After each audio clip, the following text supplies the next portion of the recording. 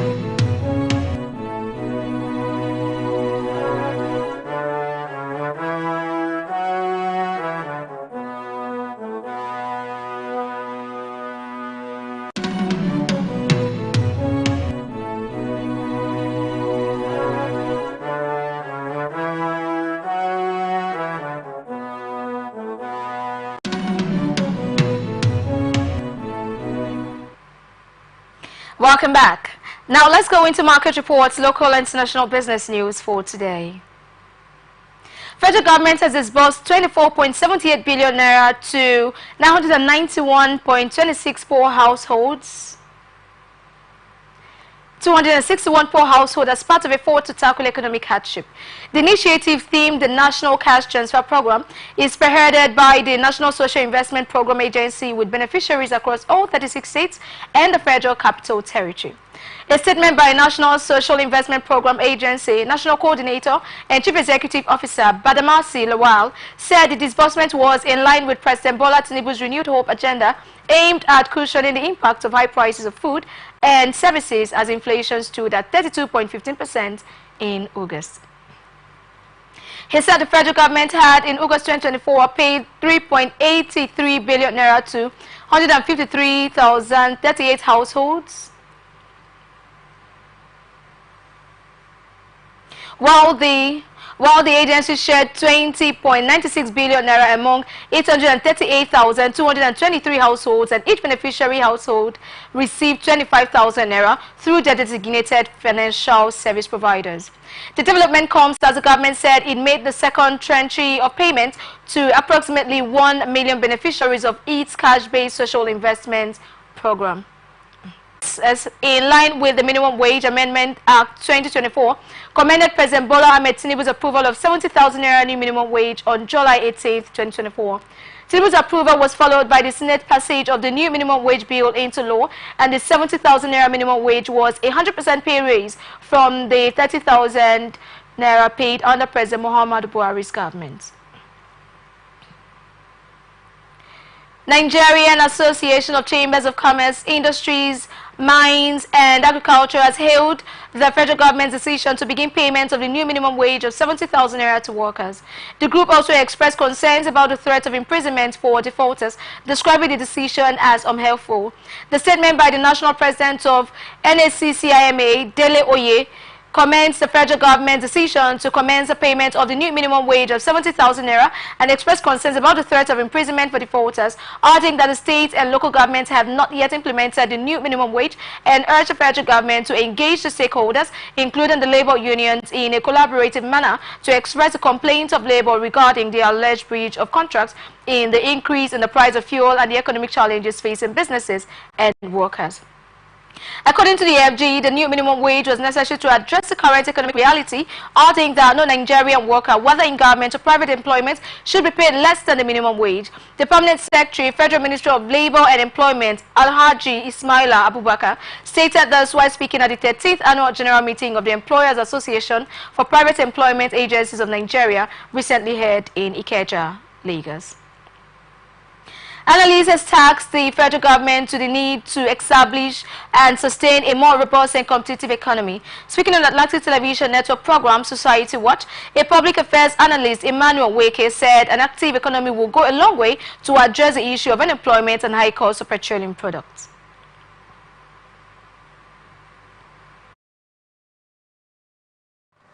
But that it would have been better we have a more robust economy, a more competitive economy, where cost of living could be fetchable. Anybody can say, I can, at least petrol, for instance, where we have the powers, the federal government has the powers to ensure that to buy petrol at 300, it will make it competitive. For example, if they say, Weke also expressed dissatisfaction with the NYSC core members' allowance of 77,000 naira monthly. A child that is able to save from this 77K must be a very disciplined child in terms of finance handling, money handling. Otherwise, why would we 77K? I've done the analysis, transport alone, no, we've not gone to food. God help you, you are into socials, excessive ones, you are gone. You can't do so except you would be doing other stuffs. Are you getting me? Maybe places of primary assignment.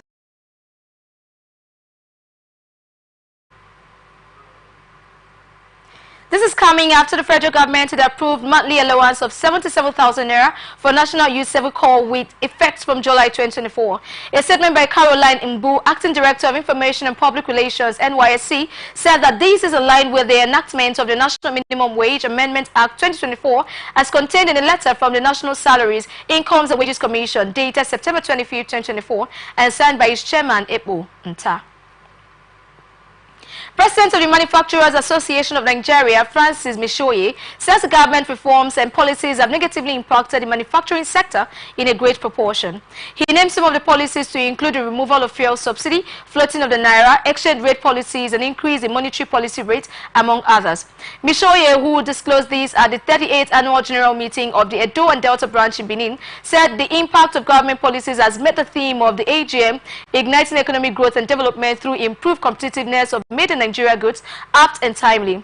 Mishoye, who was represented by the Director General of MAN, Shegu Ajayi Kadi, called on the government of both states to ensure that this relationship is sustained and deepened, while appealing that the harassment of multiple taxation by the revenue agents of local governments in both states be addressed. The chairman of the branch, Ehizogie Osadolo, expressed concern over the growing operational challenges in the sector despite several advocacy and presentations to the government, adding that high electricity tariffs, exchange rates, lending rates, multiple taxes and levies were some of the problems that were bedeviling the sector.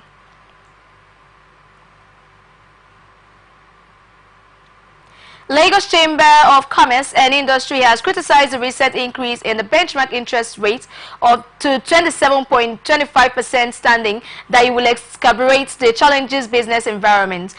A statement by the Director General, Dr. Chinoye Almona, said the Central Bank of Nigeria's push to bring down inflation and yield some marginal gains but had done little to address the root causes of inflation and represents a month-on-month improvement. The broader year-on-year comparison still highlights a troubling 6.35% increase compared to July 2023, and the interest rates raised to 27.25%, both representing a tense business environment. The chamber described as an unsustainable argument CBN's justification for increasing the interest rate in September due to fears of a petrol price hike, adding that the excuse by the CBN that the monetary policy rate was raised on fears of a petrol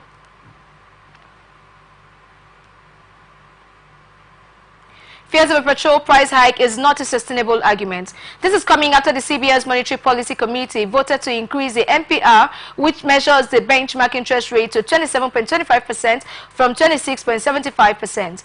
The chamber urged the federal government to intervene in the controversies about the pricing dynamics of both imported and locally refined petroleum products arising from the lack of resolution between the Nigerian National Petroleum Company Limited and the Dangote refinery, and also identified energy and transportation costs as major contributors to inflation, and urged the federal government to accelerate energy reforms, especially in the power sector. National Bureau of Statistics and the Commodity Price Indices and Terms of Trade report says Nigeria's export to 6 major trading partners, Spain, the United States of America, France, India, the Netherlands and China, reached 8.88 trillion naira in the second quarter of 2024. A breakdown of the figures showed that Nigeria's export to Spain in the second quarter was valued at 2.01 trillion naira, representing 10.34% of the country's total exports during the period, while the top export items include crude petroleum oils and oils obtained from bituminous minerals valued at 1.63 trillion naira, natural gas worth 191.93 billion naira, and other petroleum gases in gaseous state at 157.05 billion naira. On the import side, Nigeria imported goods worth 261.06 billion naira from Spain, with the major imports being motor spirits, ordinary, mixed benzes and mixed and gypsum, while exports to the United States accounted for 9.56% of total exports, amounting to 1.86 trillion naira. The largest export commodity was crude petroleum oils, valued at 1.62 trillion naira, followed by urea, whether or not in aqueous solution, which was worth 86.54 billion naira, and another petroleum gases in the gaseous state, valued at 81.31 billion naira. Import from France during the same period totaled 148.80 billion naira, with the major imported items being motor spirits, ordinary, valued at 90.78 billion naira, other lubricating oils meant to be mixed, further 45.63 billion naira, and unused postages or revenue stamps 12.39 billion naira. Minister of Finance Wale Edu says the federal government has outlined a strategy to increase domestic agricultural production and increase food security. Edu, who disclosed this at a press conference in Abuja on Thursday to mark the country's 64th Independence Day celebration, declared that the era of heavy food importation must end and insisted on driving this shift as a cornerstone of the government's economic recovery plan.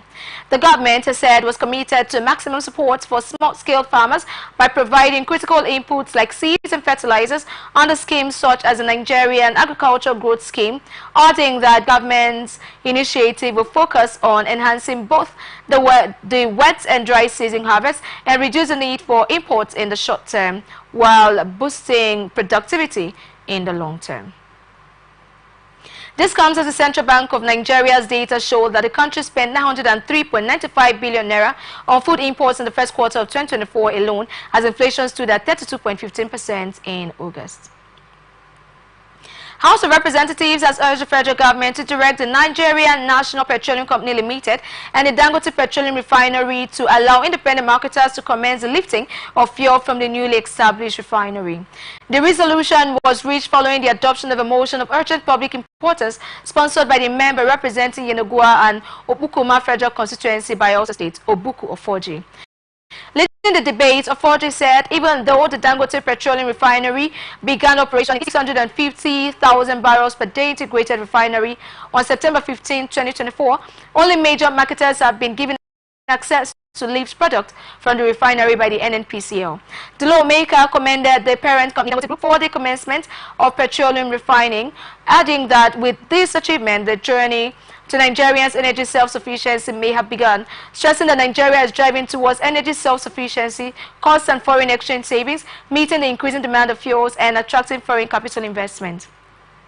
The lawmakers also said the generation of foreign exchange through the export of finished products, conservation of foreign exchange and significant value addition will contribute to an increase in Nigeria's gross domestic products. Meanwhile, the Speaker of the House of Representatives, Tajuddin Abbas, has inaugurated a panel chaired by House Leader Julius Ihobere to serve in a joint committee of the Senate to investigate the crisis bedeviling the petroleum sector and provide recommendations on the way forward. House of Representatives has urged Aliko Dangote, the owner of Dangote Refinery, to disclose the cost he is selling petroleum from his refinery to NNPC Limited and other major marketers. The lawmakers also asked NNPC to disclose the amount the refinery is paying for crude oil. This resolution followed a motion moved by Obuku Ofoji on Thursday during plenary, while there has been disputes between NNPC Limited and Dangote Refinery over the cost of per litre of petrol from the refinery. This is coming after the NNPC Limited had claimed to be buying petrol at 8 naira per litre from Dangote, while the refinery disputed the figures, stating that it is selling less than the amount, while the lawmakers urge the management of Dangote to get arms or depot across the geopolitical zones in the country. Also recommended the refinery face impact on energy sovereignty of the country, adding that Nigeria is driving towards energy self-sufficiency, cost and foreign exchange savings, meeting the increasing demand of fuels, as well as attraction for foreign capital investment, generation of forex through export of finished products. Nigerian Extractive Industries Transparency Initiative says liabilities of oil companies to the Federation have increased to $6.175 billion as of June 2024. It said in last decade the federal government had spent a total sum of 15.8 trillion naira on price differentials and under recovery on the importation of 200.85 billion liters of petrol into the country. This revelation was contained in the 2022-2023 Oil and Gas Industry Report presented by the agency in Abuja. The report's details were based on an audit of the petroleum industry conducted by the agency during the review period, according to the NATI Executive Secretary, Dr. Oji Obunaya. In his address at the event, Oji said the release report was not just a document but a call to action, marking a significant milestone in the ongoing effort to promote transparency, accountability and good governance in Nigeria's attractive sector, and provides valuable insights that will help guide policy, encourage robust public debate and ultimately provide improved governance in the management of our natural resources, he said. Oji said the report contains several key findings and recommendations, which include the identification of revenue leakages and the need for improved compliance with regulatory frameworks, and suggestions for increasing transparency in oil and gas operations. Vice President Kashim Shettima has welcomed ExxonMobil's proposed $10 billion investment in Nigeria's deep water oil operations, describing it as a testament to the administration's economic reforms and investment-friendly policies. This came as the international maritime giant DP World announced plans to develop a multi-billion-dollar port project in Nigeria. The Vice President disclosed this during a high-level meeting with ExxonMobil executives on the sidelines of the ongoing 79th session of the United Nations General Assembly in New York, United States. Senior Special Assistant to the Vice President on Media and Communications, Stanley Nkwocha, said details of the meeting in a statement he signed titled UNGA 79. ExxonMobil unveils $10 million deep water investment plan in Nigeria. At the meeting, Shettima said this potential investment by ExxonMobil aligns perfectly with the President Bola Tinubu's administration's vision for a more investment-friendly Nigeria and commitment to creating an enabling environment for such transformative projects, and initiated comprehensive reforms to streamline bureaucratic processes, to enhance transparency and provide fiscal incentives that make Nigeria an attractive destination for global investors. The Vice President highlighted recent policy changes by the administration, adding that his administration has taken bold steps to unify the exchange rate, remove fuel subsidies and implement tax reforms, while challenging in the short term to create a more stable and predictable business environment in the long run. According to data released by the Major Energies Marketers Association of Nigeria, landing cost of petroleum premium motor spirit, popularly called petrol, has dropped to 981 naira per litre. The petrol landing cost, around 1,130 naira in previous weeks, came down by over 140 naira as of September 25, 2024. Occasioned the recent drop in global crude oil prices, adding that crude oil price and the foreign exchange rates are the major factors that determine the cost of refined petroleum products, including petrol, diesel, aviation fuel, kerosene, among others. Brent, the global benchmark for crude, traded above an average of 80 barrel in August 2024, but has kept fluctuating between $70 per barrel and $75 per barrel since this month. And figures obtained from Statistics, a global statistical firm, show that in August 2024, the average price of a barrel of Brent was $80.36. The Nigerian National Petroleum Company Limited used to be the sole importer of petroleum into the country before the recent hike in the pump price of the product and the commencement of its production and release by the Dangote Petroleum Refinery. While the three major oil marketers were expecting vessels of imported petrol last week, barring any unforeseen circumstances. The dealers have stated about 141 million litres of PMS were being conveyed to Nigeria by the vessels following the full regulation of the downstream oil sector by the federal government, while some of the vessels had arrived in Nigeria.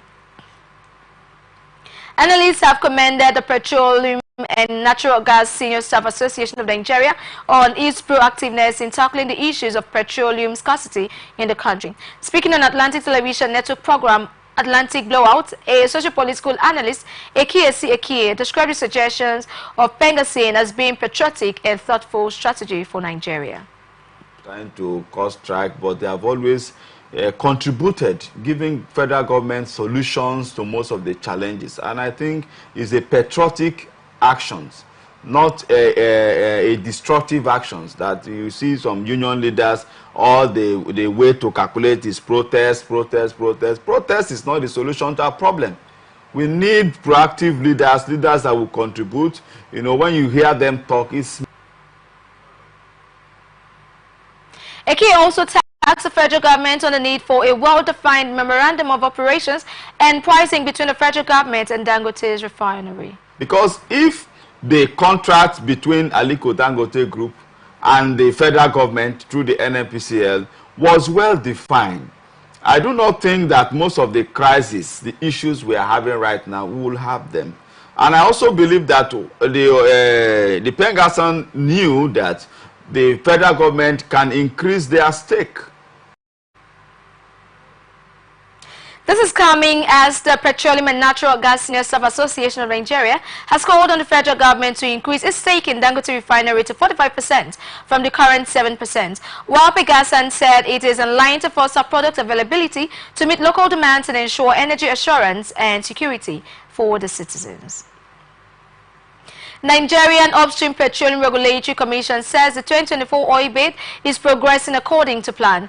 The NUPRC Chief Executive Benga Komolafe, who disclosed this after an event in Lagos recently, said the exercise was progressing smoothly in line with the schedule of the commission and expressed happiness over the bid round. During the press bid conference held recently in Lagos, it was announced that President Bola Tinubu had reduced the signature bonus payable by stressful bidders from around $200 million to $10 million. According to Komala Faye, the NUPRC surveyed what other countries like Brazil demand as signature bonuses from would-be investors and discovered the need to slash that of Nigeria, adding that a heavy signature bonus is a front entry barrier in the Nigerian oil sector. NUPRC Assistant Director, Multi-Client Surveys and Regional Studies, Ahmed Abdullahi, disclosed that interested bidding organizations must possess a financial capacity of about $200 million for deep offshore and $150 million for shallow water and onshore. Manufacturers Association of Nigeria has partnered with D28 Services Limited to launch a range of products aimed at transitioning its members to sustainable energy solutions. MAN launched the product in Lagos recently with partners including Hawaii Technology Co. Limited, D28 Services Limited, known as Bifacial Solar Panel Technology Experts, Hawaii, and the Manufacturers Power Development Company Limited. The Director General of MAN, Shegu Ajayi Kadi, highlighted the critical role energy plays in the manufacturing process, adding that the energy costs constitute approximately 30 to 40% of production expenses, and stressed the urgent need for Nigerian manufacturers to explore alternative sustainable energy sources to remain competitive locally and globally. According to the MAN DG, the Sustainable Energy Initiative was driven by MPDCL to export MAN members in adopting more efficient energy solutions through activities including conducting energy audits, providing financial options for sustainable energy projects, offering technical training, and advocating for policies that promote energy adequacy in the manufacturing sector.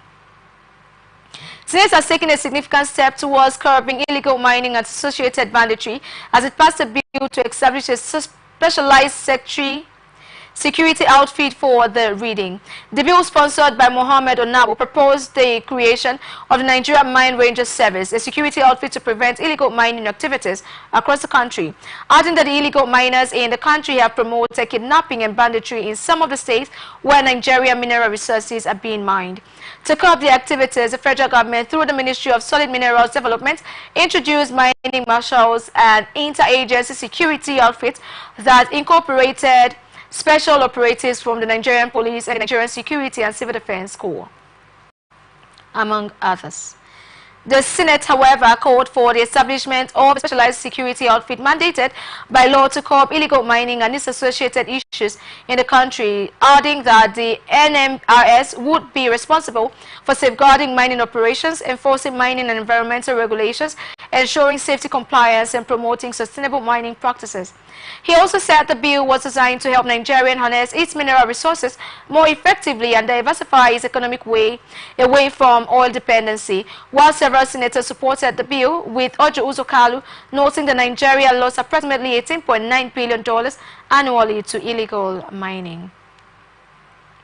Members of the Ebonyi State House of Assembly have concluded that the 2024 third quarter budget performance hearing for priority MDAs with a pledge to ensure improved budgetary allocation and oversight in 2025.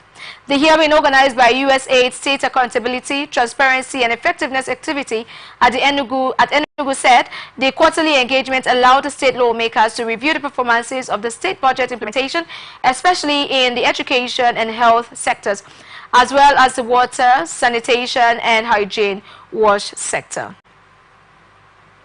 Declaring the hearing open, the Speaker of Ebonyi State House of Assembly, Moses Ijo Odunwa, thanked USAID state-to-state activity for consistently building the capacity of the state lawmakers, which he said has helped them to effectively discharge their responsibilities.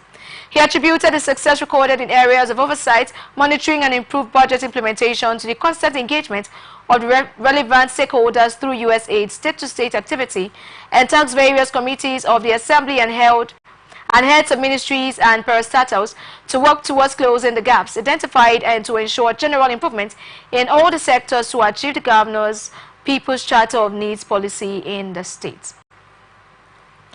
In his remarks, the state team lead of State-to-State, Dr. Sam Oya, appreciated the Speaker, a member of the Ebonyi State House Assembly, and other stakeholders for constantly responding to state-to-state activities which are targeted at improving government's ability to plan and budget, raise revenues, manage conflicts, and oversee service delivery in the health, education, and wash sectors. Niger State Emergency Management Agency has disclosed that a total of 11 people died due to flooding in about 5 local governments of the state, adding that 5 lives were lost in Mokwa local government, 2 each in Shiroro and Muya local governments, and 1 each in Kacha and Ridra LGAs. A statement jointly released with the National Emergency Management Agency, MENA Operations Office, signed by its Director General Abdullahi Baba Ara, said so far flood has affected 529 communities in 19 out of the 25 local government areas in the state. The councils include Mokwa, Kacha, Lavun, Lapai, Agie, Shiroro, Muyan, Bako, and Kontagora, as well as Bosa, Edeta, Agwara, Magama, Bida, Mashegu, Bogu, Gwara, Suleja, and Raju. Ara explained that a total of 41,192 people and 6,865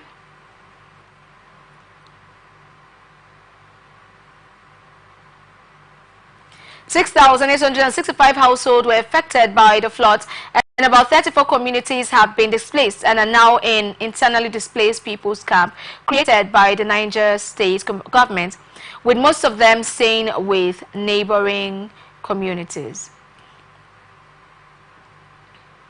The DG also said the state may also be facing serious food shortages because the floods affected about 11,629 hectares of farmlands, while over 1,600 fish ponds were also washed away. The statement equally disclosed that the Niger State government has approved immediate procurement of food and other items for distribution to affected persons in the various councils. Borno State Police Command has alerted that a flash flood has caused extensive damage to the Ajeri-Dikwa Road and the Dikwa-Guri Road, leading to disruption of socio-economic activities, just as it has also rendered critical routes impassable. A statement by the Police Public Relations Officer, ASP Nahum Daso, on Saturday night advised commuters traveling from Mafa, Dikwa, Ngala, Mate, Kaobaji, Meduguri, as well as individuals from the neighboring countries such as Cameroon and Chad are advised to seek alternative routes and remain updated on the situation. The statement said, although no casualties have been reported yet, the command remains dedicated to ensuring public safety and encourages the public to stay informed and monitor updates as the situation progresses.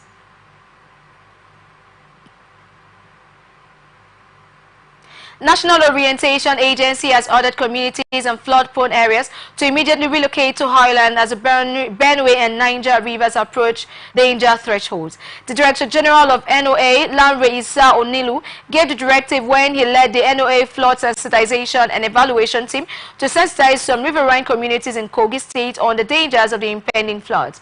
The water level of Benue and Niger rivers have risen to about 9.2 meters on September 25th, compared to the usual level of about 5 meters, according to the Kogi State Emergency Management Agency. The NOA DG said the release of water from Cameroon's Lado Dam could cause significant flooding and environmental damage in Nigeria, especially in 11 states, as predicted by the National Hydrological Information Service. Issa Onilu, who was represented by the NOA Director of Planning, Research and Statistics, Abuja, Malam Niru Kobi, stressed that the flood disaster was imminent and thus urged people in the riverine communities to seek shelter in a safer place immediately, adding that NOA had constituted a flood sensitization and evaluation team who are going around the 11 states along the River Benue Basin to sensitize the communities to move to highlands. We are open for advert placements, bookings, and commercials, and you can connect with us and watch us on ATN socials, Facebook and YouTube, Atlantic Television Network, Instagram and TikTok, Atlantic TV Network 1, X, Mali, Twitter, Atlantic TV Net. Watch us live on our website, atlanticnetwork.tv. Naira appreciated massively against the dollar in the foreign exchange market 24 hours after the Federal Bank of Nigeria sold FX to operators of Peru Day Change. FMDQ data showed that the Naira gained 91 Naira 32 kobo to appreciate to 1,576 Naira per dollar on Thursday from 1,667 Naira 42 kobo exchange, while on the black market the Naira dropped to 1,000 Naira 695 Naira per dollar on Thursday from 1,705 Naira. This comes after the Naira weakened by 104.76 Naira against the dollar on Tuesday and Wednesday at the official FX market, while the Apex Bank on Wednesday announced that it sold $20,000 to each legal BDC at 1,590 Naira per dollar. Nigerian exchange reversed its three-day rally, losing 267 billion naira on Thursday on the back of a dip suffered by MTNN, Okomu Oil and Gas, GT Coal. Consequently, the oil share index and market capitalization declined by 0.47% to 98,523. 523.56 and 56.6 trillion naira respectively.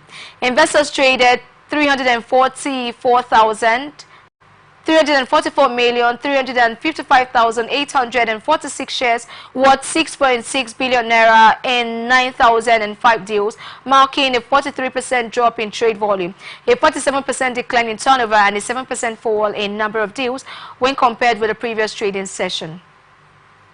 Overall, 120 listed equities participated in the trading session, with 28 gainers and 27 losers. Top gainers were led by FTN Coca Processors, which rose by 9.82% to close at Naira 79 kobo per share.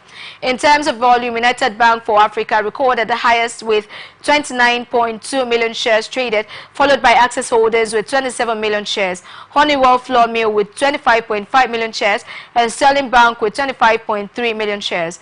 At the end of the trading session, 603.3 million shares valued at 12.58 billion naira were exchanged in 9,723 deals, representing a 21% decline in volume, a 7% improvement in turnover, and a 20% decline in deals compared to the previous day's trading. You're watching Atn Business on Atlantic Television Network. We'll be back after this break.